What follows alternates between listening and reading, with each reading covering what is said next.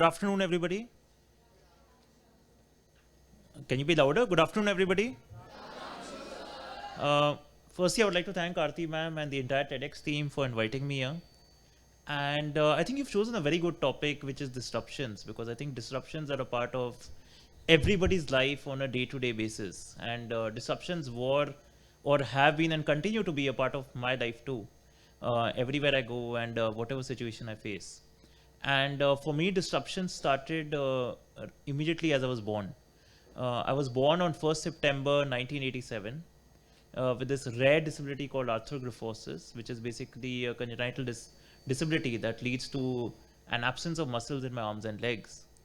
And I remember I was born on 1st September 1987, and that occasion really was Ganesh Chaturthi at that time. I used to live in Bombay. I don't know how many of you here are from Bombay. I mean, Bombay is famous for its Ganesha festivals, and Ganesha is really known as the remover of obstacles. But I often joke that me coming into my parents' life was always almost like an obstacle that came into their life, because they obviously didn't know what to do with a child with a disability who was born then during that kind of a time, but India did not even have a disability law that legally recognized persons with disabilities. As I was born, my arms and legs were fully fractured when I was taken out of my mother's womb.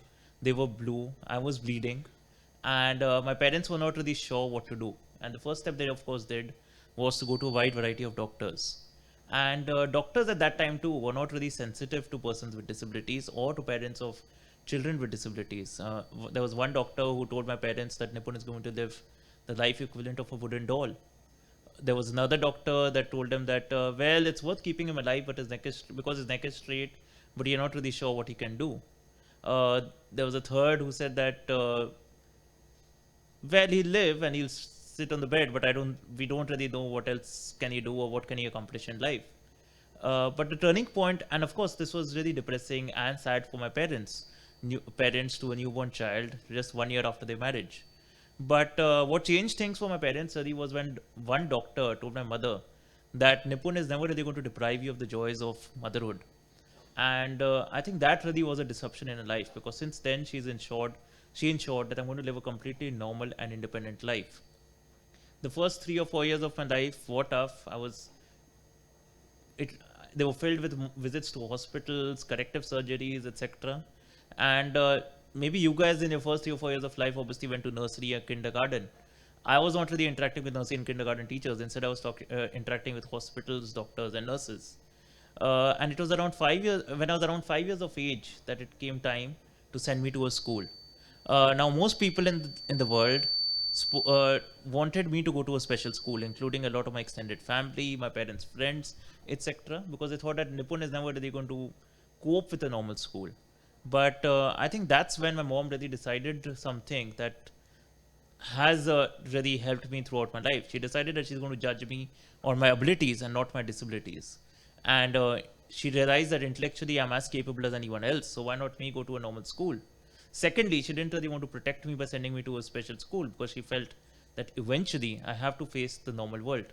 So she decided that she's going to send me to a normal school. But the challenge did not end there, because even though she'd made up her mind, it required a normal school also to accept me. And she kept visiting school after school after school. And most schools don't really want to have the responsibility of having a child with a disability in their respective school. And after rejections from around 15 or 20 schools, there was this one school finally in Bombay that accepted me for what I could do and not what I cannot do. And they judged me for my abilities and not my disabilities. This is a line that I've already mentioned twice now in my talk, and I'll keep mentioning it throughout, because I think that's really been my motto throughout my life. And that's when my school life started. I was straight drafted into class 1. Most of my classmates had that background of having studied in nursery, kindergarten, and they were academically far ahead of me. And what my mother did is that she used to come to school every day, help me catch up with my homework. In the evening, she used to give me alphabets and make me identify them in newspapers. I started mugging up mathematical tables, and I became almost as fast as a calculator in addition, subtraction, and eventually multiplication and division. Uh, but I still remember at the end of my class 1, there was a parent-teacher meeting, and my mom was really excited when the teacher called up home and said that, Mrs. Malhotra, I want to meet you. Because my mom thought that she's going to get a pat on the back for me having quickly caught up with my classmates. She excitedly went to school, and when she went to school, the teacher actually told her that I'm going to keep Nipun in class 1. And my mom was, of course, shattered, and she asked the teacher why. The teacher said, I cannot read Nipun's handwriting, it's illegible, and I don't think I can promote him till his handwriting becomes legible. And that's when my mom told her that, if you want to keep Nipun in class 1 for the rest of his, because he cannot read his handwriting, you better keep him in class 1 for the rest of his life, because his handwriting is not going to improve. And she had a big fight against the teacher, against the principal, against all school authorities. And luckily, sense prevailed, and I was promoted to class 2. Today it looks stupid that a teacher would not promote a student because his handwriting is not legible, because you can just type off an essay if you can't write it properly. But of course, that was the pre-computer era. Uh, and so my school life started. My school life was pretty lonely. I did not have any friends in school. I remember my classmates used to prepare invitations for birthday parties, invite the entire class. And we were a class of around 50 students, but 49 students used to get invited every year. And I say 49 because I was a consistent person who was socially isolated. Perhaps it was not really cool for students to have somebody who carries his chair along everywhere to come for their own party or whatever. But what I realized then is that as my friends are partying, playing cricket, playing football, etc., what I can do is that I can concentrate on academics. And I decided to focus that time on studies. And soon I started becoming a consistent topper in school. And because I was a topper in school now, all my classmates were dependent on me. And during exams, I was the person they used to call up every year, because whenever they wanted to solve their doubts, catch up with their homework, etc. And soon I had bargaining power, because because I was not really a straight person. I could obviously be naughty, and I could tell them that I'm not going to help you with your exam if you don't invite me for your party. And at the same time, also made it a point to ensure that I participated in as many extracurricular activities as I could. For example, our school used to have a sports day every year, and of course, I cannot run as fast as Usain Bolt, as you can see. But what I ensured is that I would become the MC during the sports day every year, so that I would get the mic and I could keep speaking. And that's how I gained the practice that through which I can speak on the mic with you guys. The only problem is that I love the mic so much that I used to speak much more than the script and hog the limelight every year. I also remember that my school had a big auditorium, an auditorium which was much bigger than this one actually. I shifted to Noida by then. I was studying in APJ school, Noida. And every year, I used to make it a point to land up for rehearsals for an annual production. And during the rehearsals, I used to tell the teacher that I want a role. And every year, the teachers would struggle, that how can I give a person on a wheelchair a role? And for the first year, she sent me back saying, no, I'm sorry, I cannot give you a role. Second year, she did the same thing. Third year, she did the same thing. But eventually, she actually gave up, and she told me that, Nipun, when I landed up for rehearsal, she told me, Nipun, I've already thought of a role for you. And what this role will do is that it will ensure that you're on stage throughout the play. More than the lead actor, more than the lead actress, more than the lead villain. And I was thrilled, elated. I went back home. I treated everybody in my family saying, I've got a role where I'm going to be on stage throughout the 2 hours of the play. Next day, I land up for practices for our annual production. And what I realized is that I've been made a tree on the set of a play, because I can be a statue as a tree. But I was happy. I was given something. And that's really how my school life really went, where I perhaps might not have been the most popular person in class, but I took whatever I could and I moved ahead. I remember in class 10th, I ended up topping the school, scoring 87%.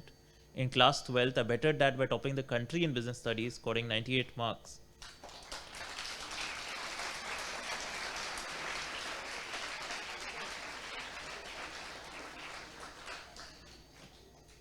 But of course, there were many disruptions to follow. As soon as I started applying to Delhi University, I realized that most colleges in Delhi University are not really accessible to persons with disabilities. And they don't have ramps, they don't have any physical infrastructure that is required. And it was the first time in my life that I really took a shortcut, and I decided to apply to a private college for a management course. It wasn't really the best of colleges. I studied in that particular college for around a year and a half. But I realized that just because I'm a person with a disability, I should not be denied the best of education. And I decided to reapply to Delhi University in 2007. This was 2 years after I finished my class 12th. A lot of people were aghast that 2 years after into your graduation, who really starts the graduation again? I mean, it does sound weird at the moment, but that's what I did. And I remember going for the St. Stephen's College interview. I'm sure all of you have heard of St. Stephen's College. Yeah? And at the interview, the principal looked at my CV and he said, Nipun, you have an extremely impressive CV, but the economics classroom has been on the first floor for more than 125 years, and we cannot shift it to the ground floor just for one person. I told the principal, that's not a problem. I want to study at St. Stephen's and I'm going to study at the college irrespective of whatever. And what I decided is that I'll take two weightlifters with me and I'll go up to the first floor every day. And that's exactly what I did for the first 4 days at St. Stephen's.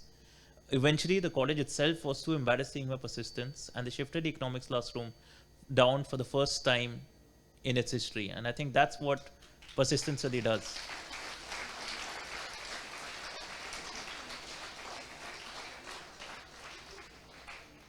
St. Stephen's was, of course, a much happier time for me. I made a lot of friends. I became one of the most popular students in college. I founded the entrepreneurship cell. But more important than that, I founded the enabling committee that is now called the Equal Opportunity Cell at St. Stephen's, through which I ensured that the college becomes accessible. We introduced a lot of softwares for people who are blind. We ensure that ramps were built for persons with locomotor disabilities like mine. And today, the college is one of the most accessible colleges in the country. In 2010, I graduated from St. Stephen's and decided to apply for Delhi School of Economics. I got into Delhi School of Economics, I studied there for a year, and then I decided to sit for placements. And when I sat for placements, I really saw another huge disruption in my life, where I saw the kind of discrimination persons with disabilities faced hands-on when they're applying for jobs. And what really happened is that whenever I used to enter a job interview, my identity as Nipun Malhotra used to be completely forgotten, and what people used to just notice was the wheelchair. There was one company that actually wanted to test whether I can sit on my wheelchair for 8 hours a day, and I obviously told them that I can, but they still wanted proof, and I felt shocked, humiliated, and I walked off. There was another company that asked me if I've ever read a book, and I said that I'm a master student, so obviously I've read a book. There's a third that made me go through 7 rounds of interviews before eventually rejecting me because they did not have a disabled-friendly toilet. And I actually told them that I can control my bladder, so it's not a problem. But they said, no, you may sue us tomorrow, so it's just safer not to hire you. I said, okay, I mean, what else could I have really said? I was just a student. And I locked myself in my room for a month. I was very depressed. I started writing my obituary. But what I realized there really is that my challenge is really an opportunity to ensure that others like me who do not have the opportunities that I have received because of supportive parents do not face the same kind of discrimination that I have faced. And I decided to start the Nipun Foundation in 2012. One of our initial focus areas in Nipun Foundation was to include persons with disabilities at the workspace. So we became the official access partner to the Confederation of Indian Industry. We became partners to a large variety of corporates. We did accessibility audits. We helped identify roles where persons with disabilities can work in the workspace. And we even set up an annual Equal Opportunity Award, which is now called the Nipun Foundation Microsoft Equal Opportunity Award, which is India's biggest disability-based award with a ton of media partners, loads of brand endorsers, etc. But another turning point in my life really came in 2015. I still remember the date. It was 6th March 2015, when I was going to enter a pub with a couple of my friends in the evening. And as I was about to enter the pub, the restaurant manager actually refused entry to me, saying that as a policy, we do not allow people with disabilities inside. And I was, of course, shocked.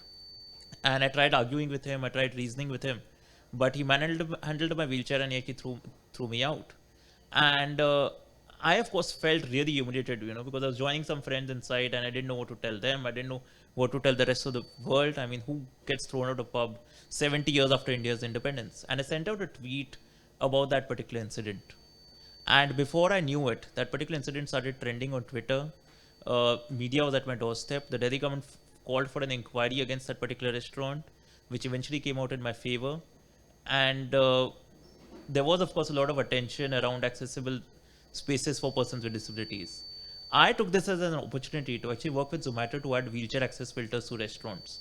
Because what I realized is that when restaurants are rewarded for wheelchair accessibility, they won't really deny entry to somebody just because they have a particular disability. So if you go on Zomato today, you'll be able to easily identify restaurants that are wheelchair accessible.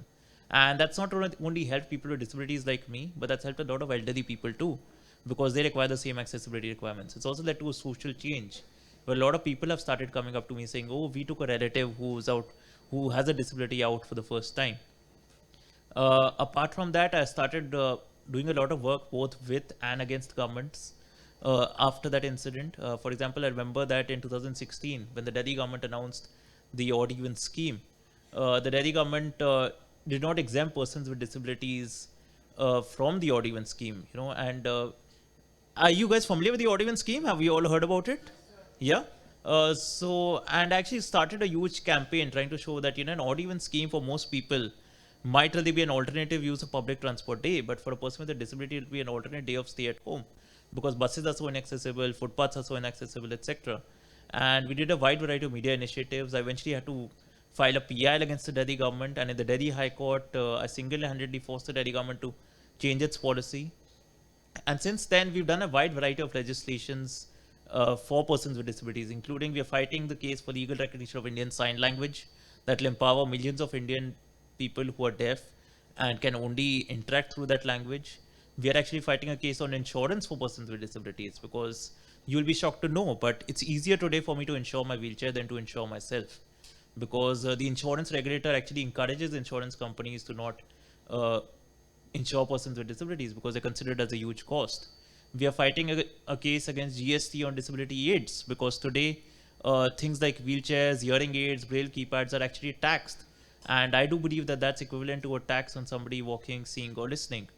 We've also worked with the Ministry of Minority Affairs to have persons with disabilities exempted from the Hajj because people with disabilities were not allowed to go for the Hajj even though the Saudi Arabian government allows it from India. We've worked with various airport officials to ease security procedures for persons with disabilities. These are, of course, some of the initiatives. I've seen the timeout banner 4 or 5 times now, so I'm not going to go into details on our other initiatives. But the most heartening experience for me at Nipun Foundation really has been a campaign that we started in 2016 called Wheels for Life. And what Wheels for Life really does is that it connects people who need wheelchairs to people who can donate a wheelchair. So, for example, if someone donates a wheelchair, they just need to go online and donate 5,000 rupees, and this 5,000 rupees to us is equivalent to go meet at a favorite restaurant or a pair of jeans. But for somebody, it can totally empower and transform their life. And the donor even gets to know which beneficiary has been impacted. And in 2 years, we've impacted more than 1,000 people. We have partner NGOs across 21 states through which we've impacted them. And the stories are really humbling. It's about people who've managed sitting on a wheelchair and seeing sunrise for the first time in more than a decade. There are stories of people who managed taking up jobs, returning to school and continuing their education.